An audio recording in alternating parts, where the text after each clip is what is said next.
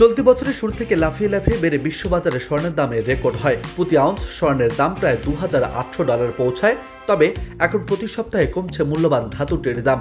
মার্কিন নির্বাচনে ট্রাম্পের জয় ও ডলারের দাম বৃদ্ধিকে স্বর্ণের দাম হ্রাসের কারণ হিসেবে দেখছে সংশ্লিষ্টরা।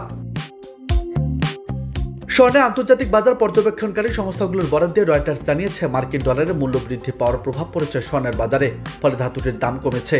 পাশাপাশি যুদ্ধ পরিস্থিতির অবনতি হওয়ার শঙ্কা কাটতে শুরু করার প্রভাবও পড়েছে বাজারে। স্পট মার্কেটে একদিনে স্বর্ণের দাম কমেছে 13%। গত 20 সেপ্টেম্বরের পর প্রতি আউন্স স্বর্ণের দাম সর্বনিম্ন $2,561 নেমেছে।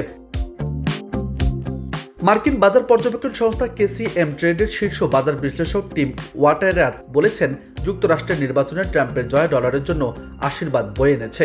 ডলারের মান শক্তিশালী হওয়ায় স্বর্ণের দাম কমার মূল রহস্য।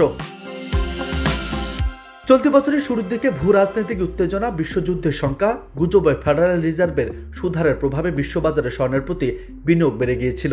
মূলত রাশিয়া ইউক্রেন যুদ্ধকে ঘিরে বাইডেন প্রশাসনের হস্তক্ষেপে পৃথিবীতে তৃতীয় বিশ্বযুদ্ধের দিকে ঝুঁকছে বলে একটি গুজব ছড়িয়ে পড়েছিল, যার ফলে বিনিয়োগকারীরা সে সময় বিনিয়োগের উপযুক্ত মাধ্যম হিসেবে স্বর্ণকে বেছে নিয়েছিল।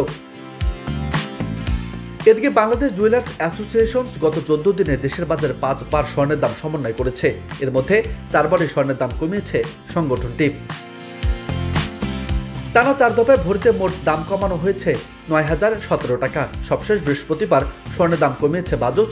এবার ভরিতে 1,680 টাকা কমিয়ে 22 ক্যারেটের 1 ভরি স্বর্ণের দাম 1,34,509 টাকা নির্ধারণ করেছে সংগঠনটি। এছাড়া চলতি বছরে দেশের বাজারে 49 বার স্বর্ণের দাম সমন্বয় করেছে বাজুস, যেখানে 28 বার দাম বাড়ানো হয়েছে আর কমানো হয়েছে 21 বার।